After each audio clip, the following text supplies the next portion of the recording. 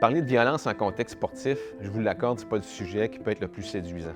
C'est pour ça que chez nous, chez Sportaid, on préfère parler d'environnement sportif sain et sécuritaire.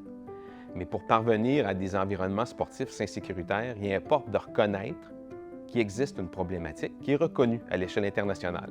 On s'aperçoit, par exemple, qu'entre 40 et 60 de nos jeunes sportifs et nos jeunes sportives ont vécu ou vivent encore de la violence psychologique en contexte sportif. De 10 à 20 disent avoir vécu ou vivre encore de la violence physique. De 15 à 25 de nos jeunes sportifs et de nos jeunes sportives disent avoir vécu ou vivre encore de la violence sexuelle en contexte sportif. 50 de nos sportifs sportives disent avoir vécu au moins un épisode d'intimidation dans le contexte du sport. L'autre élément qui est important de considérer lorsque l'on parle de violence en contexte sportif, c'est les conséquences. Trop souvent, on oublie les conséquences. Et encore une fois, quand on consulte les études, 15 à 20 des jeunes sportifs et sportives actifs ou à la retraite qui ont été sondés disent avoir des idées suicidaires. 15 à 20 des participants à cette même étude disent avoir des problèmes de désordre alimentaire. 30 à 35 de ces participants à cette étude disent avoir des problèmes de santé mentale. Et là, on ne parle pas encore du décrochage sportif en lui-même qui est très important, alors qu'on sait qu'actuellement, en Amérique du Nord, c'est un sportif sur 3 qui, chaque année, quitte son sport avant d'atteindre l'école secondaire. Qu'est-ce que l'on fait maintenant que l'on connaît tous ces chiffres? Bien, il importe de relativiser, d'éduquer, de sensibiliser et de travailler ensemble pour démystifier d'abord certains mythes, débanaliser la violence en contexte sportif.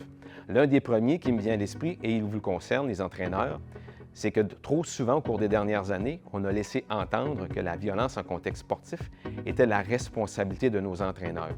Bien, nous, chez Sportaid, on s'inscrit en faux. On dénonce cette avancée, cette façon de voir la problématique en contexte sportif. Et d'ailleurs, la recherche approuve notre propos, puisque quand on consulte les études, on s'aperçoit que pour ce qui est de la violence psychologique, par exemple, à 82 des cas, cette violence psychologique provient des sportifs eux-mêmes, envers un coéquipier, un adversaire. 45 de la violence sexuelle en contexte sportif provient des sportifs eux-mêmes, envers un coéquipier, un adversaire. Quant à la violence physique, on est à 57 donc, qui relève aussi des sportifs eux-mêmes. Une fois que je vous ai dit ça, on n'est pas en train de vous dire qu'il ne faut pas travailler avec les entraîneurs. Il faut quand même travailler avec vous, ensemble, pour nous assurer que les pratiques sont les bonnes, que les comportements que l'on adopte au quotidien avec nos jeunes sportifs sont les bons.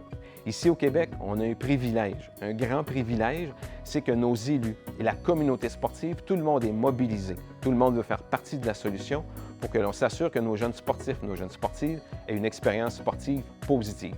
Alors donc, c'est un rendez-vous auquel on vous convie donc de travailler ensemble sur des solutions. Et c'est pour ça que donc, dans les différentes activités que Sportaid anime avec les différentes parties prenantes dans la communauté sportive, on fait des simulations, des exercices, de l'éducation, de la sensibilisation pour développer ensemble les bonnes façons de faire, la bonne approche, le bon savoir-être avec nos jeunes sportifs et nos jeunes sportives.